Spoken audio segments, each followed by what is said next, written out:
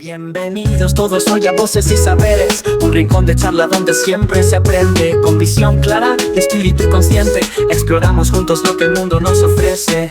Hablaremos temas de actualidad y vida con educación. Buenos días, buenas tardes, buenas noches. Estamos aquí nuevamente en Voces y Saberes. Mi nombre es David Beltrán y tengo el gusto de tener conmigo al doctor Matusalán Pantevis. Él nos va a estar compartiendo ciertas experiencias sobre el tema que nos convoca el día de hoy, que tiene que ver cultura de paz. Para poder iniciar, les hago una presentación de él y después iniciamos nuestra charla. Matusalán es postdoctorante en educación en contextos contemporáneos y demandas populares por la Universidad Federal Rural do Rio de Janeiro. Es doctor en educación por la Universidad Federal de Juiz de Fora, docente de planta del Departamento de Psicopedagogía de la Facultad de Educación de la Universidad Surcolombiana en Colombia. Es investigador junior del Sistema Nacional de Ciencia, Tecnología e Innovación en Miniciencias, también en Colombia, investigador del Grupo Yutumtambo y Grupo de Investigación en Prácticas Educativas Sociales y colaborador extranjero del Grupo de Pesquisas Estudios en Geografía de Infancias, esto en Brasil. Pues bienvenido, mi estimado amigo, es un placer tenerte aquí en Voces y Saberes y nos dará mucha alegría poder escuchar de viva voz lo que esto representa de cultura de paz. Bienvenido. Muchas gracias, profe David, por la invitación. Igual, pues para mí es una honra que me estén invitando a este tipo de espacios y que estemos haciendo estas conectividades en Latinoamérica.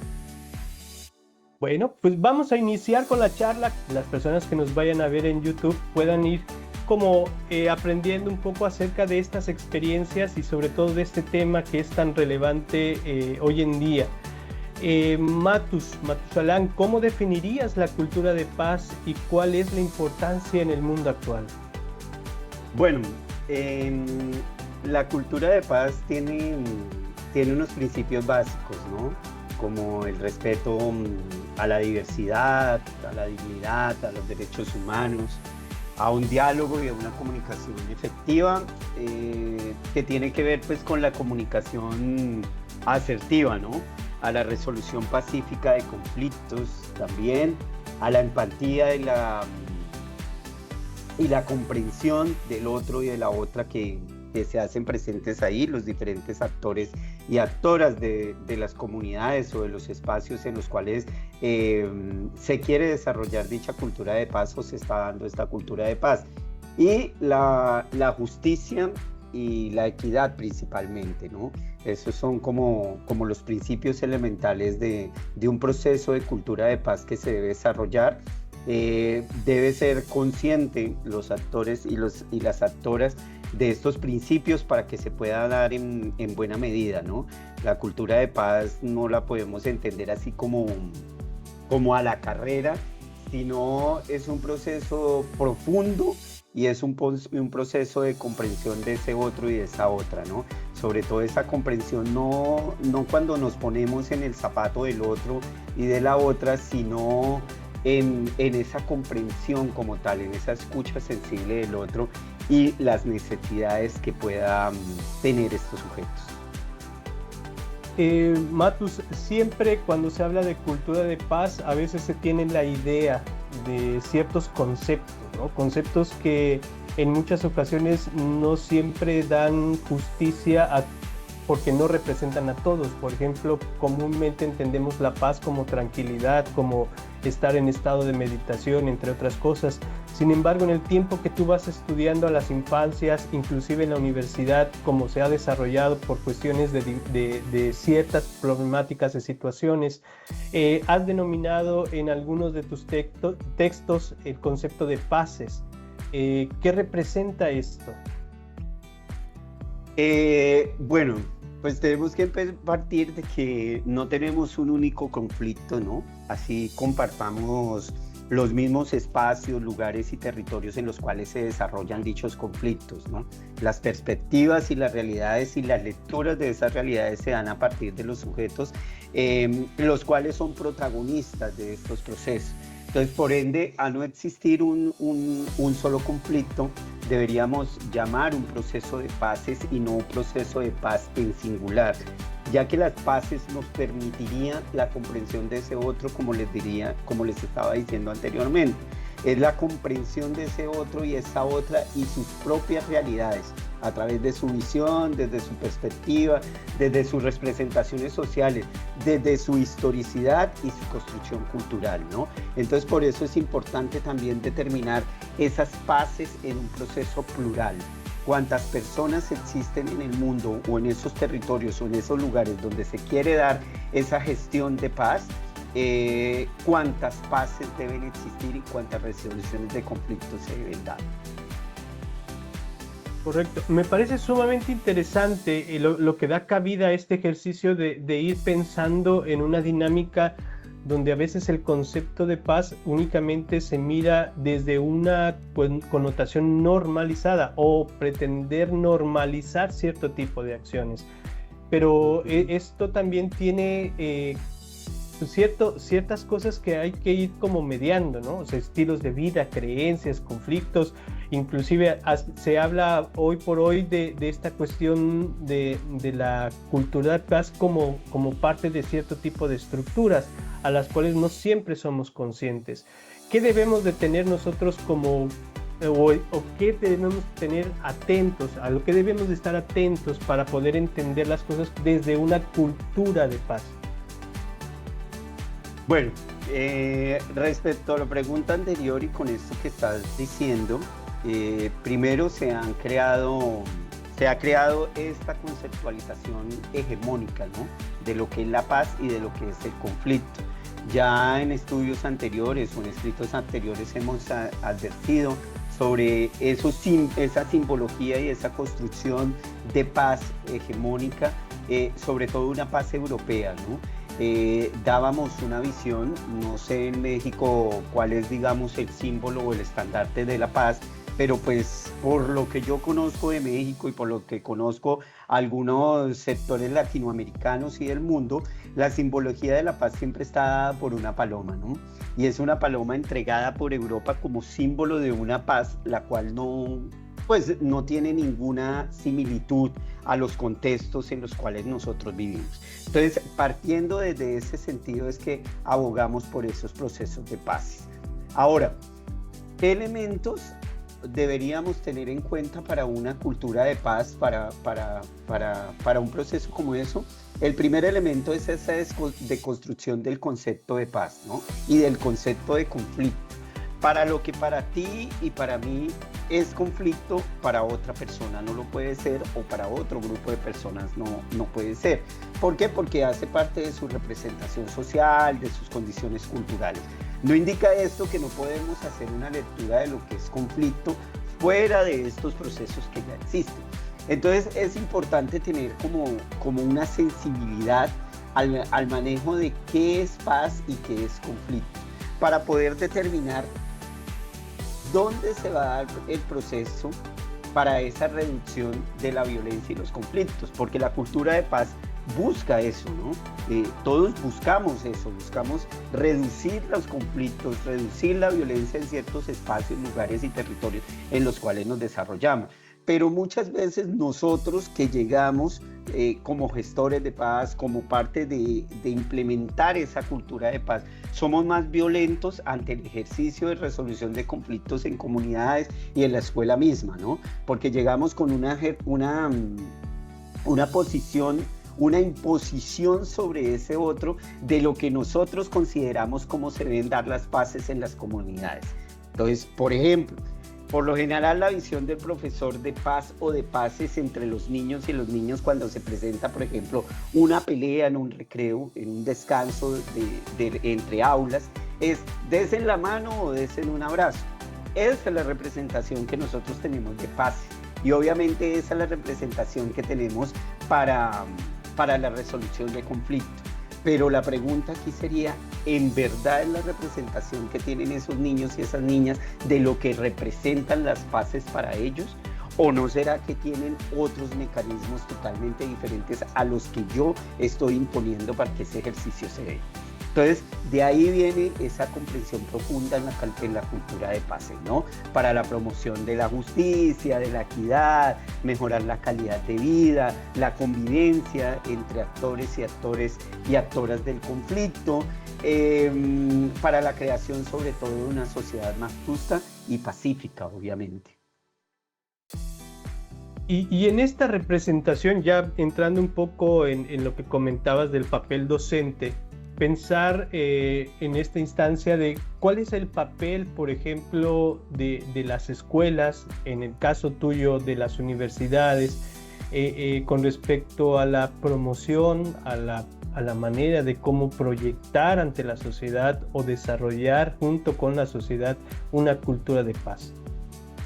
Bueno, las escuelas como institución tienen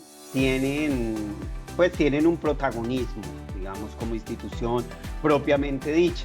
Un protagonismo para, digamos, coadyuvar a la construcción de esa cultura de paz, pero no tiene la palabra final de lo que puede significarse, del significante de lo que es la paz y el conflicto dentro de la comunidad. O sea, la institución como tal no puede ser impositiva frente al proceso de paz que se esté realizando en el ejercicio de interacción y de convivencia de esa comunidad educativa, aunque sea la que da la directriz de estas comunidades, ¿no? Entonces, para una construcción de una cultura de paz en una institución educativa se deben tener en cuenta las voces de los actores y de las actoras, como ya lo había mencionado anteriormente, lo había señalado. Es de allí la importancia, ¿para qué? Para que esa paz y ese conflicto no sea ajeno a esa comunidad y no sea, como decimos aquí en Colombia, no sé si ustedes utilizan eso, un saludo a la bandera simplemente. Que pasamos, bueno, sí, ya todo está pacíficamente, pero está pacíficamente como yo lo quiero ver como institución. No está pacíficamente, no está justo, no está digno dentro del ejercicio de esa convivencia, dentro de la interacción que se da en esa comunidad académica o educativa en la cual estemos trabajando. En la actualidad suele ser y se logra pensar que al tratar de incorporar asignaturas sobre la temática, uno pudiese estar como tratando de dar respuesta a los problemas sociales, ¿no? O en muchas de las ocasiones se generan prácticas extra clase con la intención de decir, bueno, pues con eso ya estamos nutriendo el ejercicio. ¿Qué consideras o cuál es tu opinión con respecto a este tipo de actividades? ¿Son buenas? ¿Es necesario proyectarlas de una forma para que puedan tener peso? ¿Necesitamos trabajar un poco más hacia afuera dentro de las universidades? ¿Qué opinión tienes? Mira, pienso que, claro, las cátedras para la paz, aquí existen las cátedras para la paz y es obligatorio desde el Ministerio de Educación Nacional, las promueven, las cátedras de la paz, para la paz, y son obligatorias en todas las instituciones, en todos los niveles, desde los universitarios hasta los niveles medios y primarios. Tiene que ser obligatoria esa cultura de paz, ese proceso de cátedra para la paz. Pero ¿qué pasa? Los modelos pedagógicos muchas veces no dan cuenta o no responden a esas necesidades de la cátedra para la paz. Muchas veces somos réplicas de modelos conductistas impositivos dentro de los procesos de cátedra o de asignaturismo que tenemos no solamente en las universidades, sino en todos los niveles educativos. Entonces, volvemos nuevamente a un ejercicio impositivo de una paz que yo no reconozco y de un conflicto en el cual yo no estoy inmerso o no estoy interactuando con ese conflicto. ¿Qué pasa para el caso de las universidades? Las universidades, claro, hablan dentro de sus modelos pedagógicos, dentro de sus proyectos educativos interinstitucionales, hablan sobre la necesidad de contextualizar esas teorías y esos ejercicios educativos que se dan en nuestras aulas. Pero muchas veces las universidades estamos de espaldas a esas comunidades a las cuales nosotros nos debemos. Es por ende que no es solamente decir, no, es que aquí recibimos todos los actores de la comunidad. Sí, los recibimos, pero muchas veces los despojamos de eso social, de eso histórico, de eso cultural que él trae, y no reconocemos dentro de ese ejercicio el proceso que se da afuera.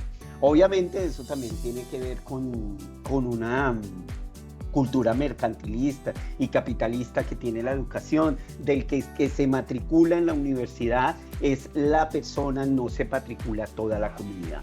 Pero nosotros y nosotras, las profesoras y profesores, pues estamos llamados a que ese ejercicio se abra en otros espacios y en otros contextos y poder que realmente la comunidad, la universidad llegue a esa comunidad y esa comunidad llegue a la universidad y se abran esos espacios de apoyo, esos espacios de resistencia, esos espacios de convivencia donde se dé no solamente las paces, porque en un ejercicio de cultura de paz no puede ser todo un remanso de paz, porque también tendemos a romantizar la paz como aquella estepa holandesa, tranquila, o aquella que salen a veces en unas carátulas que sale hasta un tigre al lado de un señor y no le hace nada. No podemos romantizar también que la paz es la ausencia del conflicto, ¿no?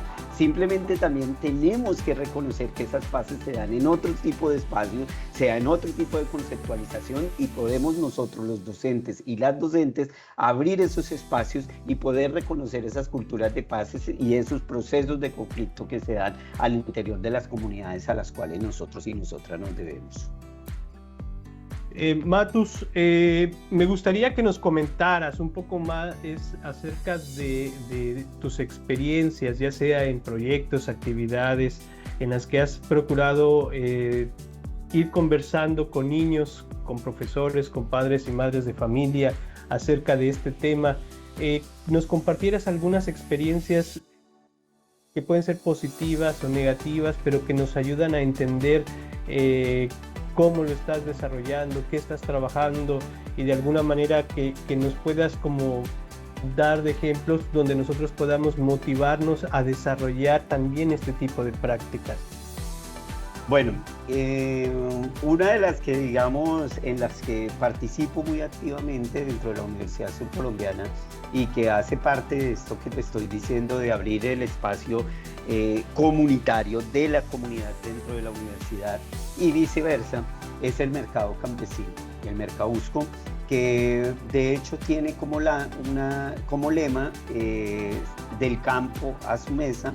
Sembramos una paz para el sur y con el sur, y escribimos sur con Z para poder reconocer esa paz diferenciada de nuestros sures, ¿no? No una paz, no esas paces hegemónicas a las cuales queremos, idealizamos, ¿no? En ese ejercicio del mercado campesino de la Universidad Surcolombiana, primero nos damos cuenta que, claro, que la Universidad Surcolombiana, que es la universidad a la cual yo pertenezco, tiene una diversidad de actores y actores que transitan por ellos, que muchos y muchas de esos estudiantes y de esas estudiantes son hijos e hijas de campesinos y campesinas de nuestra región, que obviamente la universidad las reconoce como un número, ¿sí? Las cuenta como un número, pero en ese, digamos, en ese abanico de diversidad y de necesidades que tiene una universidad, pues no da cuenta con cada uno de ellos. Entonces, a partir de ellos nos dimos cuenta de la necesidad de poder reconocer esos padres de familia. Ahora bien, eso pasa al interior de la universidad.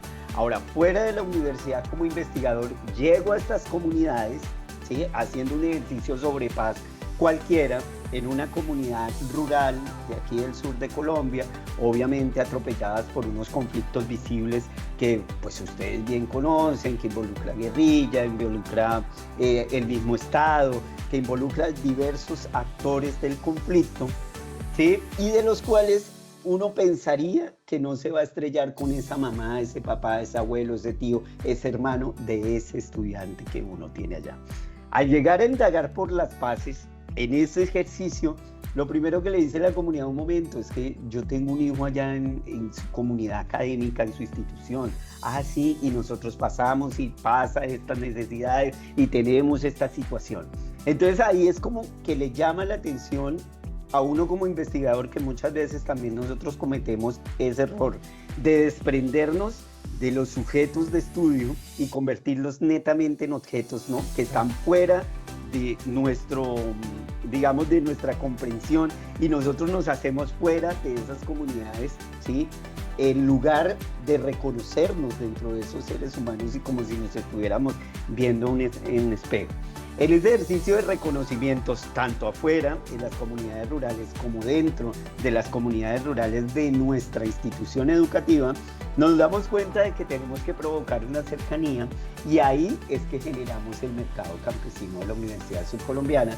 Traemos a esas madres rurales, a esas señoras, porque trabajamos principalmente con mujeres, ya que también nos damos cuenta del fenómeno de la madre cabeza de familia que responde por el hogar, y aquella mujer que trabaja por el campo en un trabajo que es dignificado para nosotros los hombres y no es dignificado y reconocido para ellas las mujeres. Entonces nos damos cuenta de ese proceso y traemos a esas mujeres dentro de la Universidad Surcolombiana para que ofrezcan sus productos y para que tengan una cercanía con el resto de la comunidad universitaria y con sus propios hijos, para que conozcan también el espacio en el que ellos están, ¿no? Ahí nos damos cuenta también de que la institución no alcanza a reconocer ese mercado campesino y esos productos como parte del proceso educativo, porque la universidad misma cierra la puerta y dice: yo no soy un mercado, o como dirían ustedes, yo no soy un tianguis. Entonces usted no puede llegarme a montarme aquí un tianguis en medio de la universidad, en medio de los pasillos, porque la Universidad Surcolombiana es un claustro de pensamiento. Entonces ahí hay una construcción hegemónica de lo que es la diferencia, de lo que es la diversidad, de lo que es el conflicto y de qué es la resolución de conflicto. O sea, nos debemos a esas comunidades para realmente poder tener una resolución de conflicto. Eso es uno de los ejemplos, digamos, como más fuerte que tenemos, y cada semestre, eso que lo hacemos una vez por semestre, nos vemos en una disyuntiva y en una lucha contra la institucionalidad, en una lucha incluso contra nuestros pares académicos y en una lucha también entre los estudiantes para que ese proceso sea reconocido.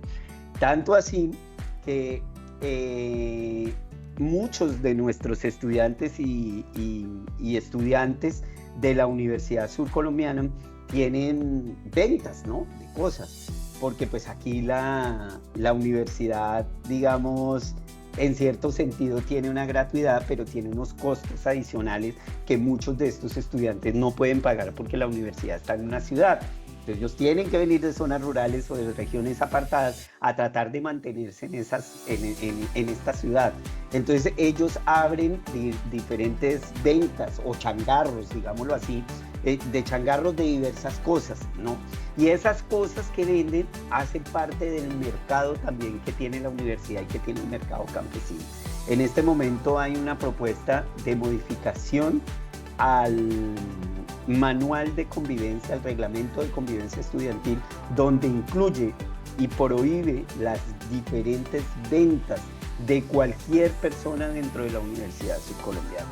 Entonces, vea cómo la institucionalidad misma, tratando de defender su institucionalidad, tratando de tener ese reconocimiento hegemónico como un centro de pensamiento nomás, ¿sí?, repele una práctica que debería ser normal para todos y todas.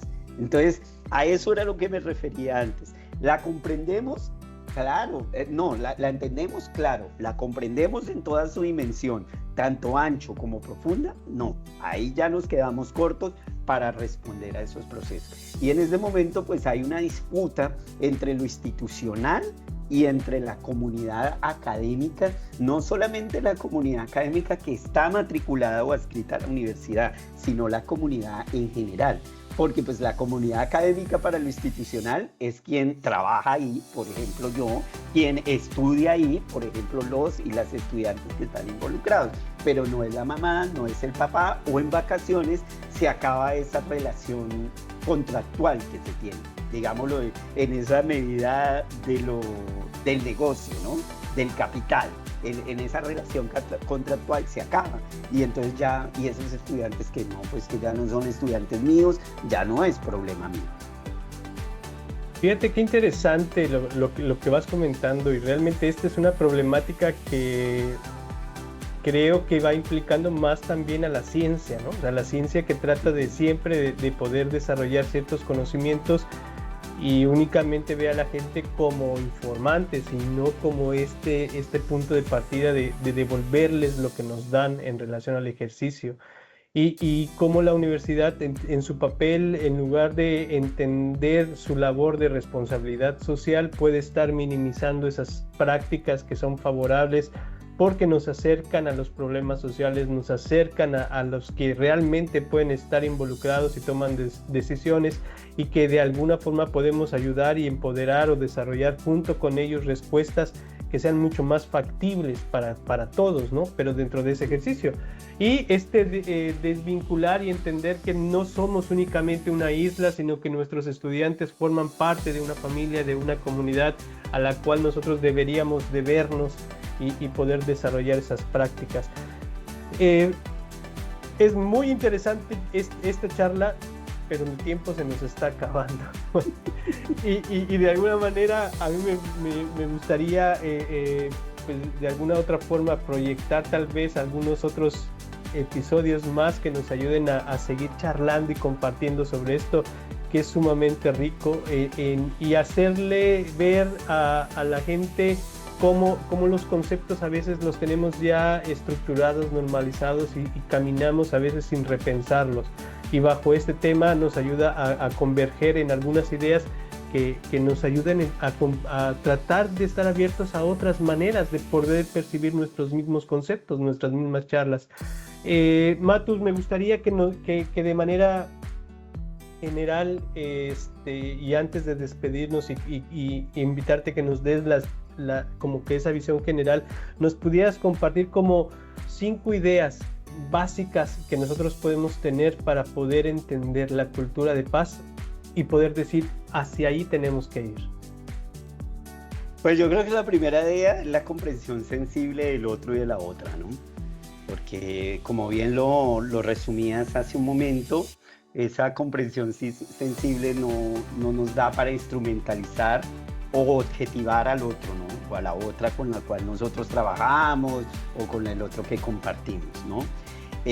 2, yo creo que sería una descolonización de nuestros seres y de nuestro pensamiento, sobre todo en las instituciones educativas de todo orden, ¿no? Las universidades, empezando, que son formadoras de formadores, como el caso de la UADY con su Facultad de Educación, debería también desestructurar y descolonizar ese pensamiento que tenemos, que la universidad es el órgano rector por excelencia de todos esos conocimientos y de todos esos pensamientos. Obviamente no estoy desconociendo acá, no puedo ser totalizante, no desconozco a las personas que hacen ciencia y que buscan a través de otros procesos poder tener, digamos, un calamiento más profundo dentro de la sociedad. Este sería el segundo, el pensamiento. 3, que la pedagogía dentro de la cultura para la paz, o de la paz, o con la paz, o las paces, se hace con el otro, se hace en conjunto, no es una idea de venga, la tomamos nosotros los dos acá en solitario y diseñamos este proceso para ellos, ¿sí? O para esos otros que están allá. Eso también tiene que ver con el llamado a la apertura de las puertas de nuestras universidades, ¿no? La Universidad Autónoma de Yucatán, la Universidad Surcolombiana, están cerradas por muros, ¿no? Y no están abiertas, cosa a diferencia con Brasil y con otras universidades que son campus abiertos que se pueden utilizar en cualquier momento y para actividades como el caso del mercado campesino. Entonces, digamos, una invitación a abrirle las puertas a la universidad. No entra allí quien tiene una relación contractual. Solo una relación contractual. 4, pensaría yo que la universidad también se debe a ir a la comunidad, ¿no? No solamente que la comunidad venga a nosotros, sino nosotros, aparte de los procesos de investigación, en esto que llamamos de proyección a la comunidad o de extensión a la comunidad, creo que se llama en México, No solamente se trata de ir a buscar allá la investigación, el objeto, la situación problemática, sino también en qué le vamos a devolver a esas comunidades, cuál es la retribución por enseñarnos a comprender las realidades de las cuales nosotros también hacemos parte y desconocemos por tener una posición privilegiada. Y 5, construir entre todos y todas, ¿no? Porque todos somos seres humanos, todas somos seres humanos y merecemos estar al lado y enfrente del otro, no ni por encima de ese otro ni por debajo de ese otro. Como siempre, un placer escucharte, Matus. Es muy grato el poder siempre escuchar de tu voz estas iniciativas, estas ideas que concentran tu práctica, y algo que de alguna manera recuerdo siempre es esta lucha combatiente, un saludo combatiente, hacía referencia, y esta práctica siempre nos muestra que hay que estar atentos a ser sensibles con el otro, a poder también dignificarnos junto con el otro y aprender a mejorar los diferentes entornos que tenemos. Para despedirnos, ¿algo más que quisieras comentarnos? No, solo que te escucho hacer como el repunteo de las cosas, y al escucharte pienso que es un trabajo sencillo, ¿no? Porque la gente que te está viendo o que te está escuchando, no, pues esos son puntos fáciles, es comprender al otro y escuchar al otro, pues me siento y lo escucho a ver qué. No, esto es un trabajo arduo, es un trabajo de tiempo y de paciencia, el que nos lleva a esto, ¿no? Y no con el afán del capitalismo que tiene, como este podcast, lastimosamente, tiene un tiempo delimitado y tiene un proceso delimitado. Entonces yo creo que únicamente puntualizaría eso, que no es tan fácil como parece cuando hacemos la comprensión de ese otro. Claro, y que de alguna manera tiene una representación más fuerte hacia nosotros mismos, tal vez no hacia el otro, es más en función hacia nosotros mismos, porque lo que se pretende en muchos de los casos es empezar a poder identificar cómo mis creencias me están permitiendo o no etiquetar a un otro, cómo la vida y las necesidades del otro me están inquietando a mí desde los privilegios o no que yo tengo. Y el discurso mismo, qué tan dispuesto estoy yo de escucharle y de dejar que sus palabras entren en lo que uno tiene y vive y cree. Entonces eso es sumamente interesante dentro de ese punto de partida. Te agradezco mucho nuevamente, espero en algún momento volver a contar con tu presencia para poder ir discutiendo, platicando y degustando de estos temas que indudablemente nos ayuden a mejorar nuestros entornos, ¿no? Tanto personales como sociales y educativos. Muchísimas gracias. Bueno, claro que sí, agradecido contigo y con todas las personas que te siguen. Esperamos continuar en contacto desde el más sur con Z. Un saludo combativo para todos y todas. Hasta la próxima.